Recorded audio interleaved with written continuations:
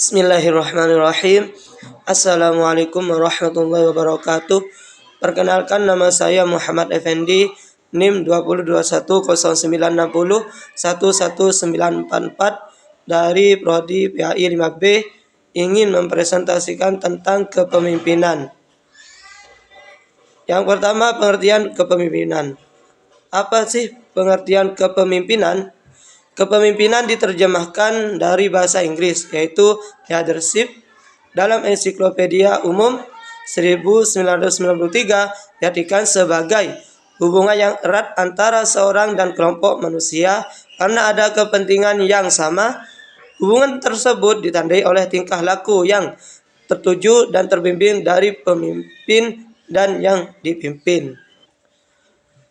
Kalau kepemimpinan pendidikan adalah suatu proses mempengaruhi, mengkoordinasi, dan menggerakkan perilaku orang lain serta melakukan suatu perubahan ke arah yang lebih positif dalam mengupayakan keberhasilan pendidikan.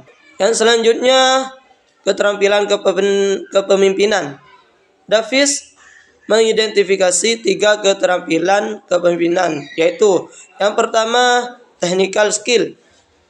Itu diperlukan pemimpin agar ia mampu mengawasi dan menilai pekerjaan sesuai dengan keahlian yang digelutinya.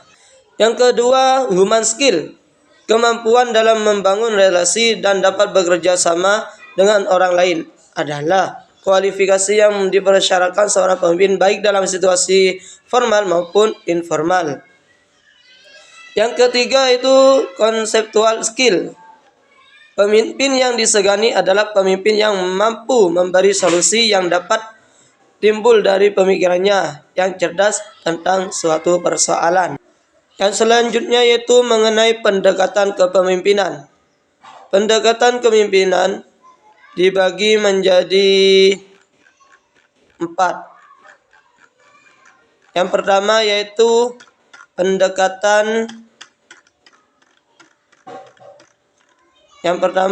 pendekatan teori sifat pemimpin atau traits theory.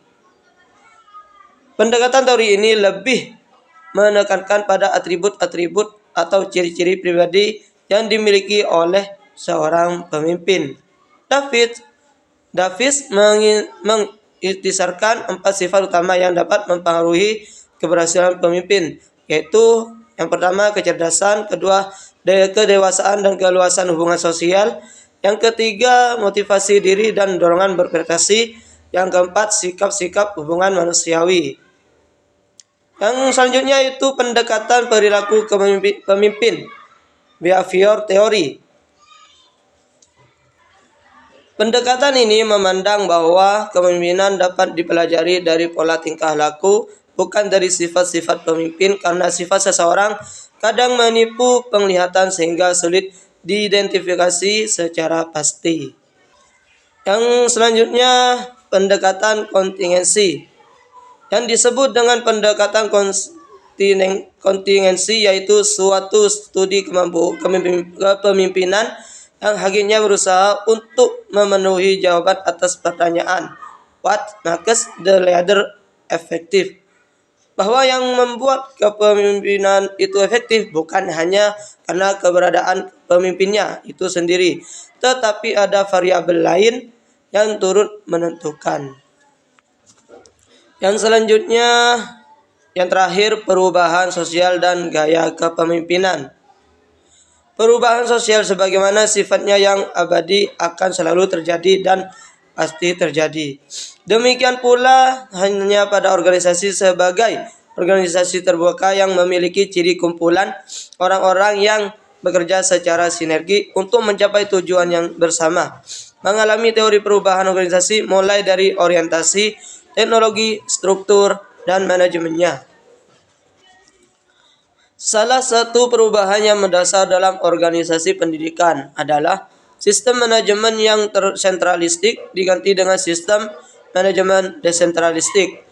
Melalui Undang-Undang Nomor 22 Tahun 1999 yang direvisi menjadi Undang-Undang Nomor 32 Tahun 2004 tentang pemerintahan daerah, menuntut perubahan berbagai komponen dalam organisasi dan juga gaya kepemimpinan. Artinya, dalam situasi yang tidak menentu, penuh dengan perubahan dan ketidakpastian, diperlukan keahlian manajerial yang baik dan sekaligus dapat mengembangkan keahliannya dalam bidang kepemimpinan. Era desentralisasi adalah era perubahan yang memberikan peluang besar kepada para pemimpin mengembangkan nilai-nilai kepemimpinan. Pada era ini, berbagai tantangan dan ancaman yang datang silih berganti memerlukan keteguhan sikap dan kecerdasan menangkap peluang dan merancang masa depan. Oleh karena itu, diperlukan pemimpin yang sesuai dengan kondisi, yang memiliki komitmen kualitas dan selalu memperbaharuinya sesuai dengan tuntutan stakeholders.